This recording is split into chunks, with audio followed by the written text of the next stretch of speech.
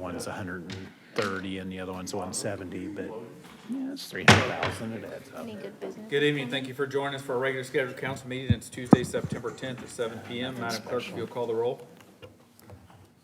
Charlie Davidson. George Glover. Here. Ben Sosetta. Here. Charles Swinky. Here. Terry Osborne. Troy Hill.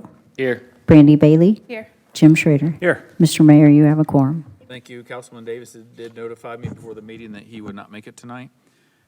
If you'll please stand, Councilman Soseda will lead us in our invocation, and after we're done, Sean Fox will lead our pledge.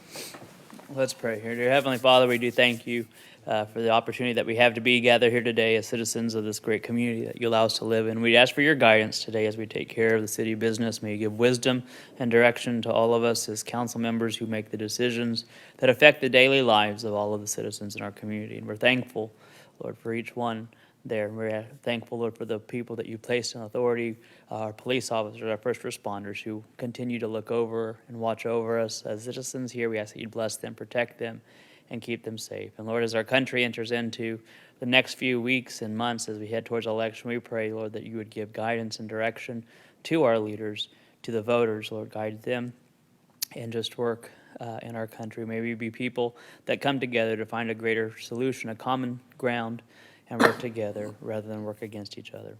Bless again this evening in Jesus' name. Amen. Amen. I pledge Allegiance to the flag of the United States of America and to the republic for which it stands, one nation, under God, indivisible, with liberty and justice for all. Thank you. May be seated. First, we'll have an approval of the agenda. Do I have a motion?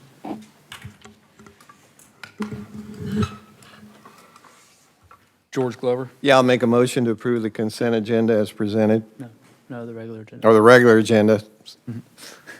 Scratch that. Thank you, Jim. And I'll second that. Thank you. Motion by George, seconded by Jim. All in favor? Aye. All opposed? Motion passes 7-0. Next, we have a warden presentation tonight. Chief?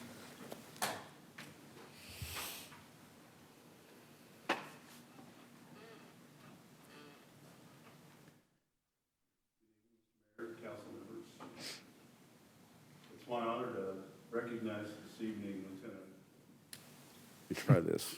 It's my honor this evening to recognize Lieutenant Rick Wolf, who began his career with Park City in 2005 as a police officer one. Rick has excelled in roles such as range master, custodian of property and evidence, and has risen through the ranks, being promoted to police officer 2, senior police officer, sergeant, and lieutenant. And this evening, I'm pleased to announce his promotion to the rank of captain. In this role, Captain Wolf will serve as operations commander, overseeing patrol, code enforcement, and special projects.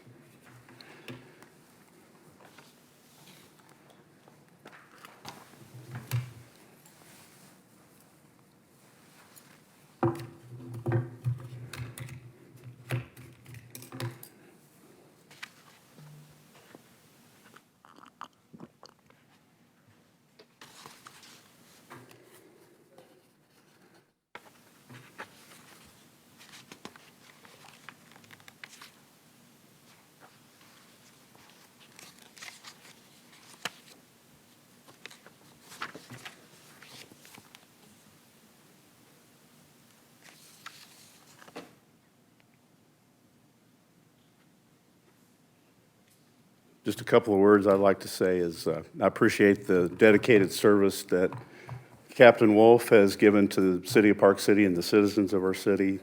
He's well known throughout the community, has family roots that run here well before his time of service with the city, and I appreciate the work that he's done. And congratulations. Thank you.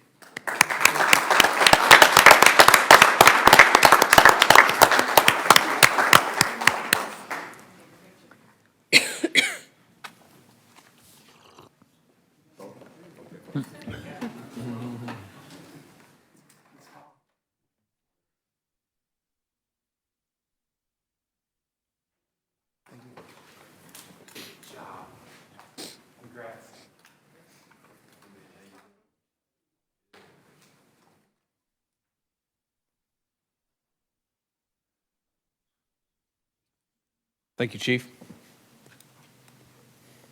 Next, nobody signed up for public forum. We're on to staff reports. City Administrator. Captain Wolf, that's pretty cool. Good evening, Mayor and Council. Just one thing to report tonight. Last night, the Valley Center School Board held their monthly meeting and decided on a vote of 4-2 to proceed with the property in Valley Center for their new elementary school. As you all are aware, Park City put forth a proposal to dedicate the land and the necessary infrastructure to build a new elementary school here in our city limits.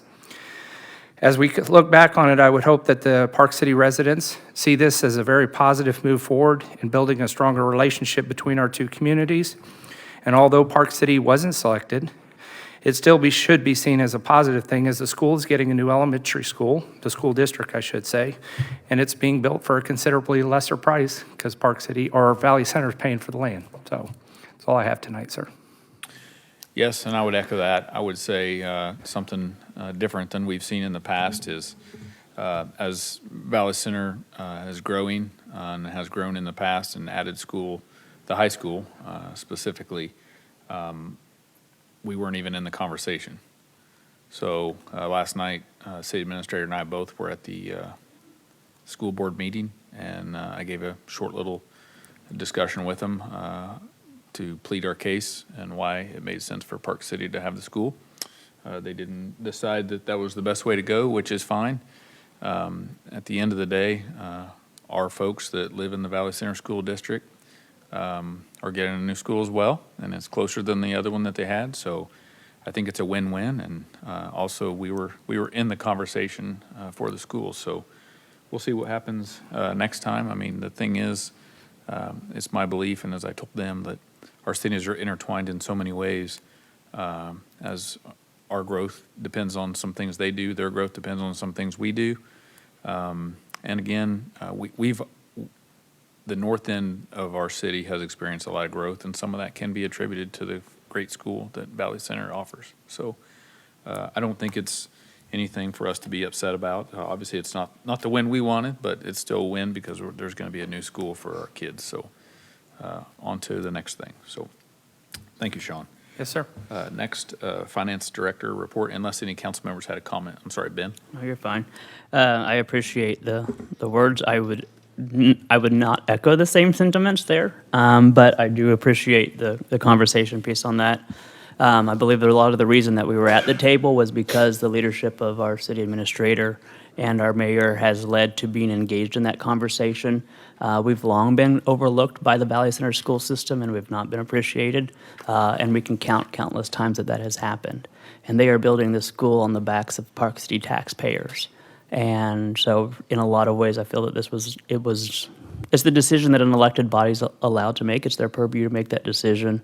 But at the same point, when we're contributing nearly a third of their property, their ad valorem taxes for the school district, to be overlooked and slighted like this is actually more a slap in the face, in my opinion. I know that those that don't agree with that, but for those, and we're going to begin to contribute even more as our growth continues. Especially with the casino coming online here soon. That's another 262 ad valorem issue that they're going to benefit on. And so while I can appreciate the comments concerning a win-win, I would say that this is not necessarily a win-win. I think it is bad for us here, as well as just for the fact that there's going to be increased busing costs still. That's going to be part of this. So it's going to be a financial burden on 262, which at the end of the day does flow down to all of its taxpayers. So while I appreciate that, I would definitely disagree on that. Yeah, and I'll readdress that. I don't say win-win. I would say win because we're getting a new school in the city, and we didn't pay for the land. Our taxpayers didn't pay for the land. The city of Valley Center paid for the land. So I say a win, but not a win-win. At the end of the day, to me, the one better thing we had the last time they built a school is we're in the conversation. So let's hope next time we'll be a little more in the conversation. One of the things I think that hurts us is, and you think about it from their standpoint, is build a school in Park City for 16% of the kids that live there. That was one of their things. So that's all right. We'll just focus on that and raise that number next time. So no worries. Thank you, Ben. Good comments, though. Hadi? Hi, good evening. Marlo's distributing some reports to you. I'm presenting the finance report a little early this time for September meeting instead of the second October meeting, and the reason is the senior accountant is going to be out for potentially an extended period, and she's the one that compiles the information for me to prepare the verbal report. So Sean very graciously suggested that I consider doing it a little early, and I very much appreciate that. The collections that you have on the reports that she's providing you are through August.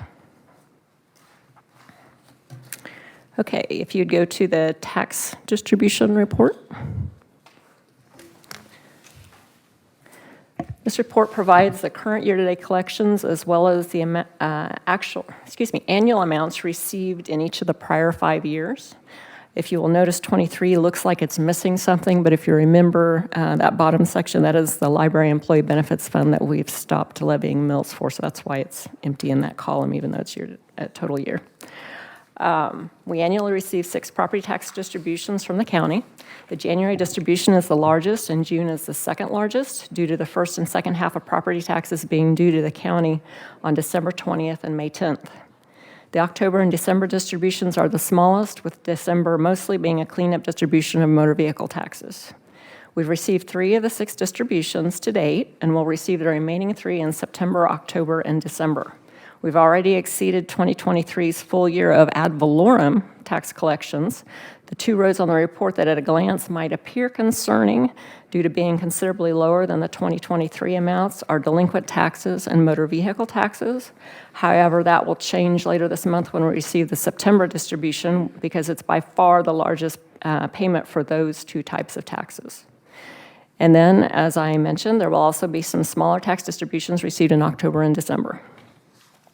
I feel very confident that by the end of the year, our total 2024 tax distributions for all of those on that sheet will be much higher than those of 2023, even considering the $500,000 decrease in revenue, which we did this year, the decrease in the mill levy, which is approximately $67,000. Please remember that the increase in revenue is needed to fund increases in our costs due to inflation, as well as trying to get more work done, such as the addition of $250,000 that we added to the street program for 2024. If you would please go to the second report I provided. For each type of revenue, we've provided the amount of each full year's collection. So under each heading, on the left is the full year, and near to the right of that same section is the January to August. We've done that so that you get apples to apples comparison amongst all the past years to give you a better idea of how we're doing. The county sales tax in the upper left corner. These sales tax collections continue to do well. When I reported to you in April this year, our March year-to-date collections were a little behind 2023's collections for the same time period, and that is again the case for August of year-to-date collections. However, we are currently only $26,337 behind 2023, and we are far ahead of the year-to-date collections for all the years prior to 2023. Specifically, we are $209,000 ahead of 2022, which is the next highest year. A very small concern I have is that of the 8 payments we received in 2024, 6 of them are lower than the corresponding payment last year. The reason my concern is very small is because, 2023 was an extremely high year. 2, each of the 6 payments that are lower in 2024 than in 2023 are not very much lower. 3, every payment we received in 2024 has been higher than the corresponding amount in 2022, 2 years ago. And 4, if you recall, I previously predicted that sales tax collections might drop because 43 million people around the country that had student loans had to start repaying them again after a 3-year break due to the pandemic, resulting in them having less money to spend on other things. Okay, the local city sales tax, which is in the middle column, or in the middle section. There's a 2-month lag from the time most, but not all businesses collect sales taxes until we receive it from the state. Since our new local 1% sales tax went into effect on January 1st this year, the majority of businesses would have been required to remit their January sales tax collections to the state by February 25th, and then we would receive it from the state on March 25th. We therefore didn't receive anything in January, In February, we only received $3,527. In March, we received $162,913, and in April, $185,209. In the most recent 4 months of May through August, we've received amounts ranging from $201,000 to $237,000, so I'm thinking that will potentially be about the range that we'll probably receive future distributions in. That's barring anything happening in the economy. Franchise fees. Collections through the end of August this year are $698,000 as compared to $686,000 for the same time period last year, which is a 1% increase or $12,000. However, as I mentioned many times in the past, it's difficult to compare this one apples to apples because payments aren't always made in the same month. Local revenue sharing, which you're aware is the casino revenue. Under the MOU between the City of Park City and the Wyandotte Nation, the city receives quarterly payments of $187,500 for annual of $750,000. We've received 3 of the quarterly payments this year, totaling $562,500. Gas tax. We receive these payments quarterly from the state and from the county, but the time period of the state's and the county's quarters are different. Through August, we've received 3/4 of the state's payments, but only 2/4 of the county payments. The total of the state's 3/4 is a little higher this year than in any prior year. In 2023, we budgeted $1 million for street improvements, not including all the other street-related costs, and we received only $334,000 in gas tax collections. Our 2023 transfer to the Special Streets and Highways Fund from the general fund was $1,683,000, and that's the equivalent to 13 mills. Because we must also cover those other street-related costs that include such things as staff salaries and benefits, equipment, fuel, sidewalk improvements, etc. So the general fund subsidized the Special Streets and Highways Fund by 5 times the amount of the gas tax received last year. If you recall, the gas tax is based on gallons, not on dollars, purchased at the pump. The amount charged on each gallon purchase has been unchanged since 2003, so over 20 years ago. Again, 2003. Did I say 23? 2003. Again, as I've mentioned many times previously, the federal government is encouraging more electric vehicles on the road, so unless the method of calculating the gas tax changes, we most likely will be seeing decreases in these collections in the future rather than increases. Transit guest tax. Collections for the full year of 2023 increased 9.2%, or $20,140 from that of 2022. As I reported to you earlier this year, the first quarterly payment in 2024 was the lowest first quarter payment we've received in the history of our Encode software, which goes back to 2011. The second quarterly payment was lower than all years except 2012. The third payment was higher than only 4 of the past 13 years, and one of those was only $100 higher. As you know, the biggest reason collections have dropped during the last few years is that the Best Western Hotel and Convention Center was sold in December 2021, and the facility has since been used for different purposes. However, as you're aware, we have lots of new development happening in Park City, including plans for several hotels to be constructed over the next few years, and that will, of course, increase our future transit guest tax collections once they open and begin collecting the tourism tax. Liquor tax. For the full year of 2023, we collected $182,646, which was $13,480 more than in 2022. Our first quarterly distribution this year was $39,096, the highest first quarter payment in our Encode software. The second distribution didn't break any records, but the total of both the payments we received this year is approximately $1,435 higher than the total of last year's first 2 payments, and $7,800 higher than 2022's. 2022 was the first year liquor was sold at the casino, and if you recall, that was the reason for our big bump. Interest income for the full year of 2023, the city received interest totaling $729,656 as compared to just under $180,000 in 2022. That was due to the Fed raising interest rates, and now it's likely the Fed will soon be lowering rates. If that happens, banks and KMIP will reduce their rates as well. For the first 8 months of 2024, we have earned $792,737. And if you'll notice, that is more than last year's full year of collections, which was the highest on the sheet. Lastly, on the expenditure side of the budget, in about a month, if it appears to me there are any funds that might potentially go over budget, I'll be asking those department heads to project their expenditures to the end of the year to see if we need to do budget amendments.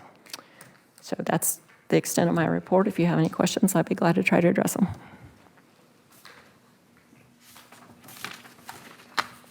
Any questions on that? Thank you, Dee. I appreciate your thoroughness and going through that for us. Thank you. Very well done.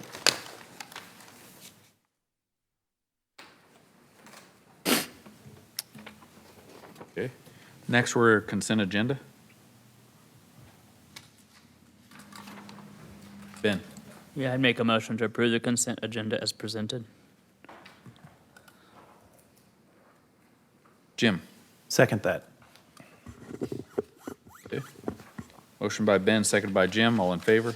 Aye. All opposed? Passes 7-0.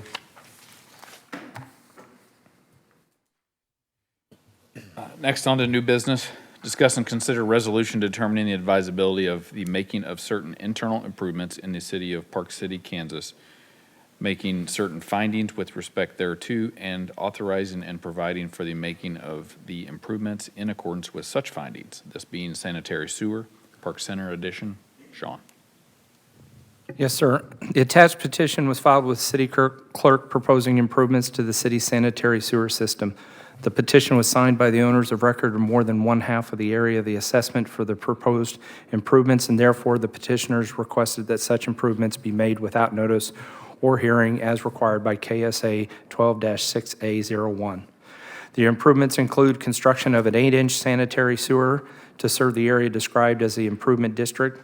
All construction shall be done in accordance with the Park City standards and specification prepared for and approved by the city engineer. The estimated or probable cost of the proposed improvements is $161,000, with said estimated cost being increased at a pro rata rate of 1% per month. The improvement district to be assessed for the cost of the improvements is lots 3 and 4, Block A, Echo Hills Commercial Second Addition to the city of Park City. The method of assessment is equally between the two lots. The apportionment of the cost of the improvements between the district and the city is 100% against the district and 0% to the city. These are the two lots that are directly in front of Atwoods. They're putting a sewer system in there on the front side of it that will connect to the east side of Aircap Drive for those frontage lots. Staff recommends approval. Thank you, Jim. Question, Sean. The item refers to it as Park Center, but this is in Echo Hills. You are correct, that's a mistype. It's Sorry. we're It's talking. Echo Hills. It's all It's the Echo two, Hills. yes, sir, it's Echo Hills Second Edition. It's the two lots in front of Atwoods. So Okay, that's a mistype where it says Park Center Edition. Okay, well, all the attachments and everything we reviewed was for Echo Hills, so then Yes, sir. the motion would be right, so. I can make a motion, but I don't know if there's others that want to discuss anything. Go ahead and make a motion if you're ready to do that. Okay, I move to approve Resolution 1220-2024. Thank you. Brandy, are you seconding? Second. Thank you. Did you have any comments too, Brandy? No, it was just what Jim had already brought up.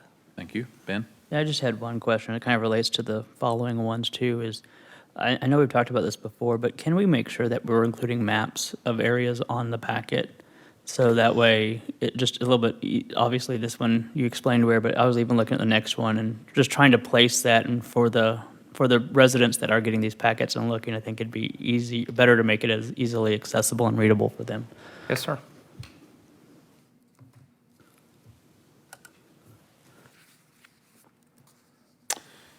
Thank you. Any further comments on this? All right. Motion by Jim, seconded by Brandy. All in favor?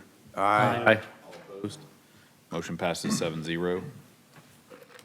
Item 8, discuss and consider approval of a bid from Wildcat Construction for water main improvements and installing a sidewalk on the east side of Hydraulic south of 61st Street. Good evening, Mayor and Council. Currently, the east side of Hydraulic and north of Beaumont Street, there is a 15-inch thin-walled water main that's in need of being replaced and upsized to support the development of the Park Center downtown district. The design included replacing the existing line with a new 16-inch main and extending it to the north side of 61st Street, as well as installing the new sidewalks south of 61st Street to connect to the recently added portions south of Beaumont. This project is a city-at-large project and not a part of the downtown development. A bid opening was conducted on August 21st with a total of 5 companies submitting bids. Wildcat Construction submitted the lowest bid of $623,352.50, which was above the engineer's estimate of $495,930. Given the disparity in bids from the engineer's estimate, staff worked with Wildcat Construction to shorten the project and eliminate the water main extension to the north side of 61st Street with a new total contract price of $506,902.75. Staff is recommending approval in an amount not to exceed $506,902.75 to be paid from the Capital Projects Fund. And I stand for any questions you may have. I have a question on the sidewalk. Where does the sidewalk start and end? The sidewalk will start just south of where it currently is on the corner, on that southeast corner of 61st and Hydraulic, and it will continue connecting to Beaumont. So this should make the connection to the floating section that we installed with the Prairie Hills 4th Edition. Do you know the width of the sidewalk? I believe it's 6 foot. Okay, thank you. Ben? Yeah, so on this here, obviously there was a pretty big discrepancy, but we've lowered the cost by eliminating something in there. Are we going to be short selling ourselves by cutting this piece out, having to come back later and add it at a higher price? Or is this an area that wasn't extremely necessary, or?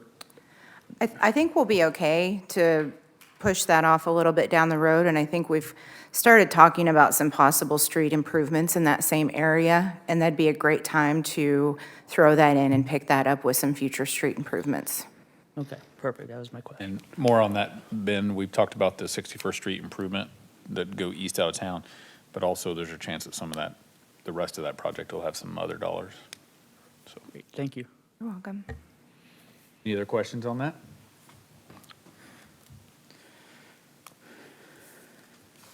Ben?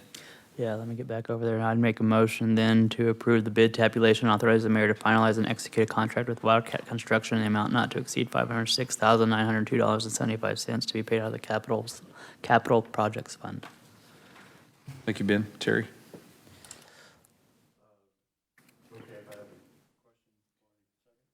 You normally have a second before we start discussion? Okay. Okay. Go ahead.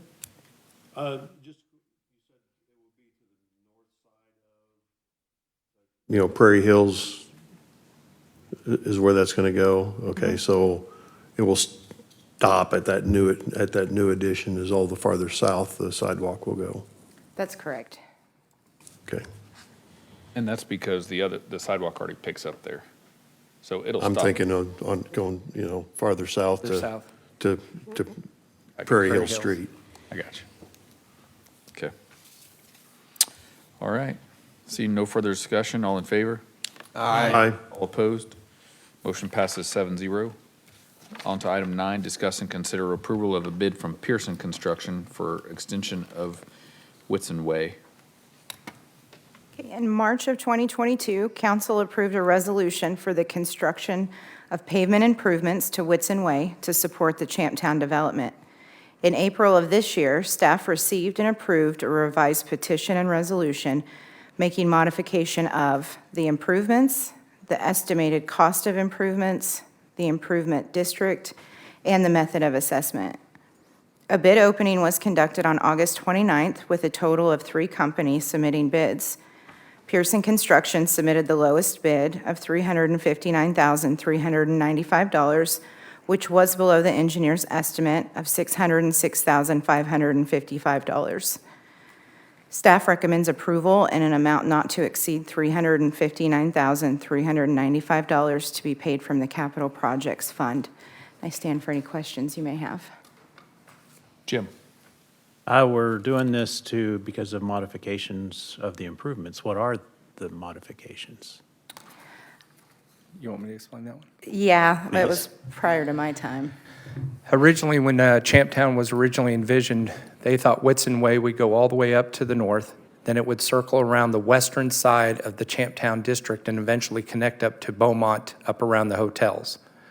But then there's a problem with them building that close to the levee. So now Whitson Way will come up just north of Atwoods, and it dead ends in a roundabout at the very end. And that will be the back of house for the Champtown development as far as the aquarium, the butterfly garden, everything like that. So now it's just a very short stub going from where it currently is on the south side of Atwoods, going about 400, 500 some odd feet to the north, and then ending in a roundabout. But previously, it had been, the original petition had it all the way going around the western side of Champtown. Okay. Sure. Good? I'm good. Ben? Yeah, so I am, just so I kind of understand this here, because I'm going to pull up a map there. So it's going to dead end in a roundabout? That is correct. Okay, behind Atwoods or up to where Atwoods is at? It's just on the north side. You want to come on up? I have the engineer here for you. The engineer. Good evening, Mayor and Council. Rebecca Melius with PEC. The question was, where is the roundabout? Is that correct? Well, yeah, so on the map on my iPad, it doesn't even show Whitson Way, so that's how far outdated my map is. So I was just trying to figure out where it kind of ends at, or how far we're actually paying for this. Well, so a couple of things to emphasize there. The Improvement District is paying for that, so it is a petition that has 0 city funding. So the benefit district is the Champtown Improvement District. But to that point, there is a parcel that is just north of the Atwoods parcel that then abuts a large tract even further north, if you're kind of following. So there's an existing right-of-way by separate instrument and through the course of the plat of Champtown Addition, the roundabout right-of-way has been dedicated. So you should see a half circle if you're looking at the county GIS district. A half circle has been filed against the Echo Hills parcel on the west. But basically it abuts the north end of the parcel north of Atwoods that is currently undeveloped. Okay.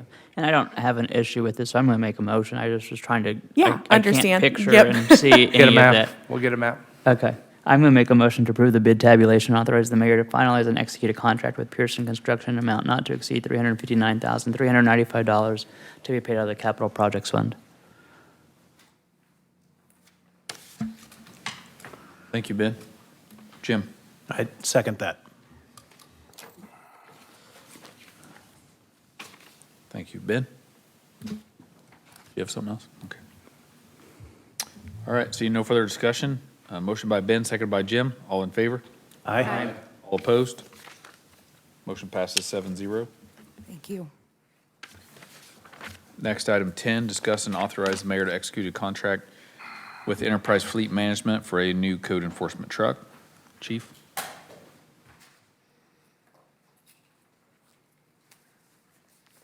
Mr. Mayor, council members. The code enforcement officers currently have only one vehicle to use for 3 code enforcement officers. They had 2, but 1 was recently sold. Enterprise Fleet Management has provided a quote for a Ford Maverick pickup that is substantially less than the price of a full-size pickup. Superior Emergency Response Vehicles provided a quote for the emergency lighting, the amber lighting, and then Truckworks ICT provided a quote for the topper and the bed liner. The cost for the topper and the lighting will all be rolled into a single quote that will be provided by Enterprise Fleet Management along with the vehicle cost. The expense will be made from the Vehicle Replacement Fund. The quotes that I've attached, the two the one for the lights and the one for the topper, those are solid quotes. The quote for the vehicle would be an approximate, and so the request is to have the mayor, to authorize the mayor to sign an agreement with Enterprise. The difficulty we have sometimes is that by the time it goes through this process, the vehicle that we've actually gotten quoted is gone, and so the exact price of it may not be the same. And we've run into that several times. So that is the request, and if you have any questions, I'll be glad to answer them. Brandy? Do you know how long it's gonna take to get this vehicle and then get it all up and ready to go? They had one on the ground, had a vehicle located for us. Like I said, it may be sold by now, but I don't think it's going to take us very long. Once we execute the agreement, I think we can get it very quickly. Probably, I hate to say, but maybe a month. Okay. And how come we got rid of a vehicle before we had a replacement? That vehicle had a lot of electrical problems, some pretty severe electrical problems, and it was not operable, so we felt it was best to go ahead and sell it. It was not being driven anyway. And we've always just had 2 vehicles for the 3 officers. We've never had 3. Yes, that's correct. Okay. George Glover? Yeah, I don't have an issue with this. I'll go ahead and move to approve and authorize the mayor to execute a contract with Enterprise Fleet Management for a pickup truck and related equipment to be paid out of the Capital Equipment Fund. Thank you, George. Jim? I'd second that. Seeing no further discussion on this item, all in favor? Aye. All opposed? Motion passes 7-0. Thank you, Mr. Mayor. Thank you. Item 11, discuss and consider approval of an agreement with Sheldon Architecture for design of senior and community center. Yes, sir. Council recently approved the sale of this existing senior center, necessitating the design and construction of a new facility. Attached is an agreement with Sheldon Architecture for the design of a single-story senior/community center. The next line I'd like to strike there because it talks about the architectural fees for basic service are set at a guaranteed maximum price. In their contract, the guaranteed maximum price is only set if there is a negotiated contract previously. If we go out to bid, their charges for architectural services is 6.5% of whatever the construction cost ends up being. But if the city elects to stop it short and contract and negotiate with an actual builder, then their fees would be set on if there is a guaranteed maximum price. If we sit there and say that we don't want the senior center to be beyond this, and there's a guaranteed maximum price for the contract, then they're going to be at least assured $215,000 for designing the building itself. So again, I'd like to admit that last line. Staff recommends approval, and I stand for any questions. Ben? Yeah, I talked with you about this too, and I Yes, sir. do understand Sheldon has been the architecture for laying on this project. For Park Center, that is Yeah, correct. for Park Center, which is part of this idea of where we're at. I would like to see these things go out to bid just because they are larger funding pieces, and anytime that you can engage people with creative minds and such, I think that's best for the taxpayers and for the community. But I also understand that we have entered into an agreement to sell this rather quickly. Yes, sir. And move along. So that's my only thing is, as much as possible, making sure we get the bids. But I'd make a motion to approve and authorize the mayor to finalize and execute an agreement with Sheldon Architecture in an amount not to exceed $215,000 to be paid out of the Capital Projects Fund. Thank you, Jim. I'll second for discussion. So my question is, we're sending this out to have something designed, Yes, sir. but do we know what we want in this? What are they, I mean, there's some general descriptions of square footage and general descriptions of rooms, but I don't know what a senior center, a modern-day senior center needs. So why are we designing something when we haven't? I know we got to move fast, but I just don't want to move too fast. I want to Yes, sir. make sure we cover all our Completely bases. understandable. We have sat down and had some initial discussions with them to talk about the basic concept of Right now, what we have is an existing senior center, and it has been envisioned to build not only just a senior center, but a community center as well. We have worked with the senior center director to kind of sit there and say, what are your wants, wishes, needs, and requirements for the senior center, and given them a very basic shopping list of things to include. They've had experience designing these types of facilities previously, and they understand that there will be a substantial amount of public engagement as well as coming back and forth to council to say, kind of similar to the way that they did on the swimming pool, different architectural firm, but the same thing. They will come in with some various different renderings and concepts and ideas and say, this is what we're picturing, this is what we think that would fit the bill. Council, what do you think? Then you got a little bit of stick and rudder to help guide them down that pathway. Okay, that's perfect. I wanted to make Yes, sure sir. we had some room Yes, in sir. there to adjust, so. And if I may, I'd like to go back to Councilmember Saucedo. We had a very good discussion about that, and I agree wholeheartedly. Not so much on architectural fees for a request for bid, because it's professional services, so we'd normally go out with an RFQ, request for qualifications, to make certain that the architect is qualified.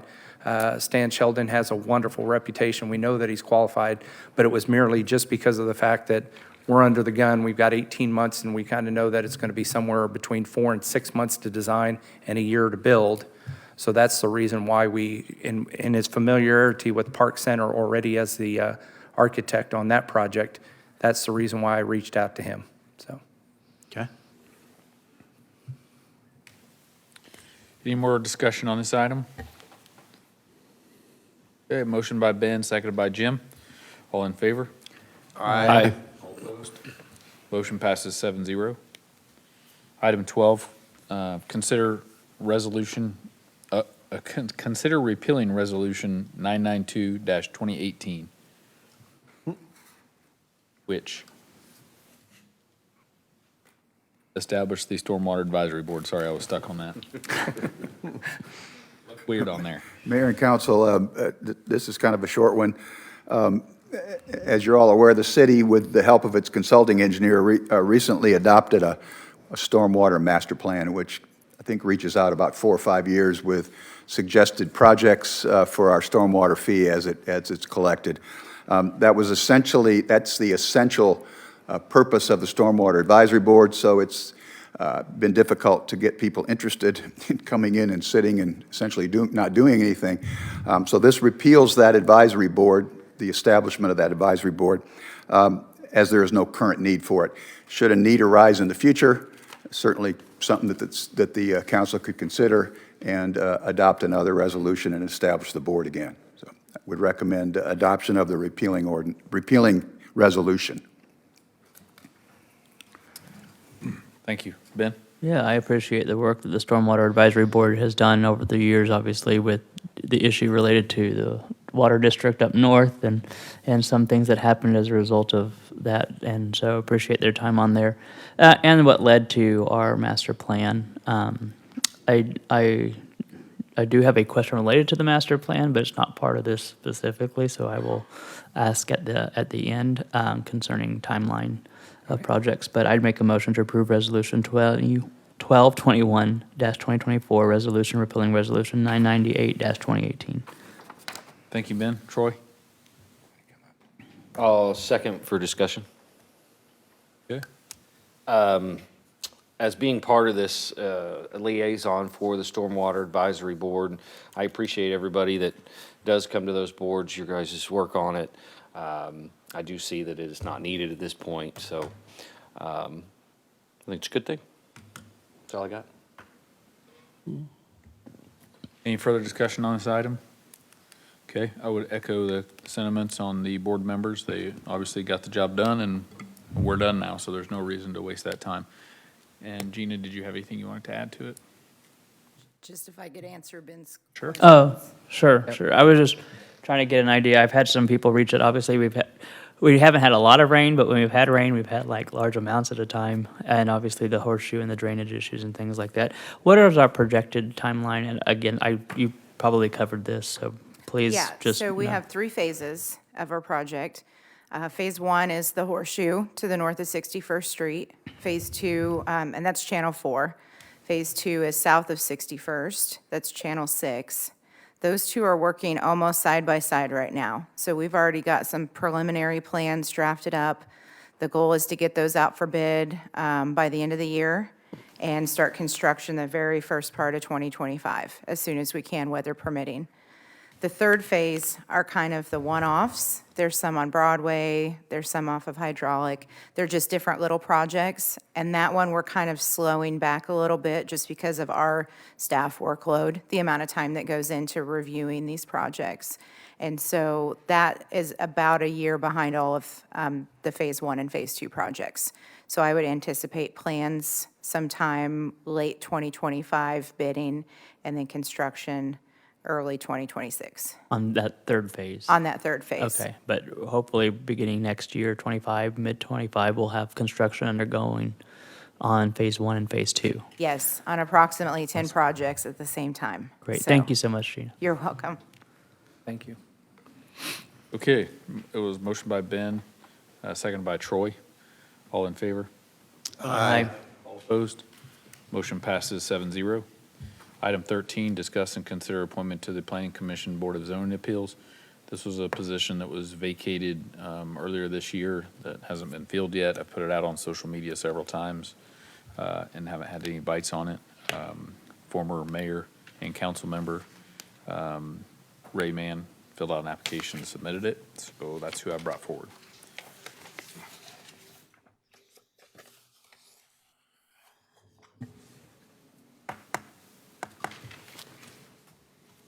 Jim? I honestly have no comments on it. Ray is well-known to, I think, all of us or most of us, and would be very qualified, so I would move to approve him as the member of the Planning Commission Board of Zoning and Appeals in a term expiring in May of 2027. Okay, and I should have clarified, I guess, this position is filling, we are required to have 2 members on the board that live outside of the city limits, but within 3 miles. So this would fill one of those positions. Thank you, Brandy. Second. Any further discussion? Okay. Motion by Jim, seconded by Brandy, all in favor? Aye. All opposed? Motion passes 7-0. Item 14, discuss rescheduling December's regular council meeting to December 17th. If you guys will remember, we normally don't do both council meetings in the month of December. We've moved this one back to the third week of, I said the wrong month, I'm sorry. December, bless you. We don't normally do both meetings in December due to the holidays, so instead of doing the second week of December, we're going to do the third week of December. And you'll see that falls on December 17th at 7 p.m.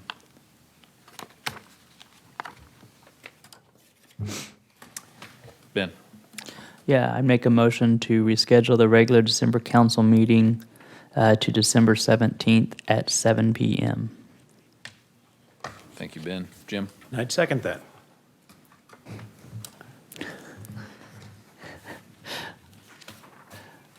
Okay, motion by Ben.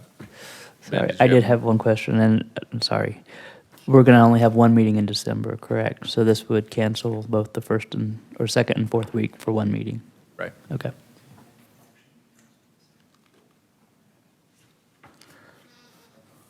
Mayor? Yes. I was just talking to City Attorney. Can we go ahead and amend the motion to cancel second and fourth and just have one meeting? It's December 17th. That way we don't have to bring it back again to cancel the other 2 meetings. Yeah. So I'd make a motion that we cancel our regularly scheduled meetings for the month of December on the second and fourth Tuesday and schedule one for December the 17th at 7 p.m. Is the second good with that? I am. Be a long meeting. Any further discussion? All in favor? Aye. All opposed? Motion passes 7-0. Next, we have governing body remarks. George Glover? Yeah, I was encouraged tonight by just the amount of discussion that we're having on different things. I see a progression as we move forward in Park City. I'm also encouraged by the design from Sheldon about our community/senior building. I think it's much needed, has been for a long time, to help the residents here. Also want to congratulate Captain Wolf on his promotion. I think it's great that we can promote within and keep folks around. Thank you. Thank you, George. Ben? Yeah, I will be gone next weekend, so I'm going to miss Bruce's retirement, but want to wish Bruce a very happy retirement as he has spent a number of years with our community working there. So congratulations to him, and hopefully he doesn't ride off into the sunset too quickly on that. But thank you, Bruce, for all that you've done for our community. And then again, just as we remember tomorrow, September 11th, 23 years. It's hard to believe it's been that long, but just remembering that as a country, we really do have more that unites us than divides us. And if we look at it and approach it the way with understanding versus division, we'll be a lot better off. Thank you, Ben. Charles? Remind everybody the SCAP meeting is this Saturday at Wichita State University. And hopefully we can get a lot of guys to Bruce's retirement party on the council, SCAC is this Saturday? Yeah. 14th. Got anything on that? Okay. Very good. Thank you. Gary? I'd just like to thank everyone that has abided by our water restrictions, watering lawns, and encourage those that are not abiding by the 1 day a week to change the timer on your watering system, on your sprinkler system. If you don't believe the water restrictions are real, take a drive about 30 miles west, or about 40 minutes west, out to Cheney Lake and drive around, and it's not a pretty sight. So I just encourage those that aren't following restrictions to do so. Thank you. Troy? Like Ben stated earlier in the meeting, I am a little upset that Valley Center chose to keep their school in Valley Center. I do understand why, but I think that would have been very good for Park City residents. Debates tonight, so make sure you watch it. And that's all I got. Thank you, Brandy. I'm excited that we're moving forward with the sidewalks and that we're doing all these improvements and adding sidewalks to our community. But I just want to make sure that we don't forget about the sidewalks that we already have existing in here, especially like over in Grove Park. There's several sections of that sidewalk that are cracked and there's chunks out of it. So I'd like for us to pay attention to those and keep those in good shape, and not just focus on the brand new sidewalks. Thank you. Jim? I don't have anything to add that hasn't already been. Okay. Very good. Well, I'd entertain a motion to adjourn. Jim? I would move that we adjourn. Ben? So moved. Second, whatever I need to do. All right, motion by Jim, second by Ben. All in favor? Aye. All opposed? Motion passes 7-0. We're adjourned.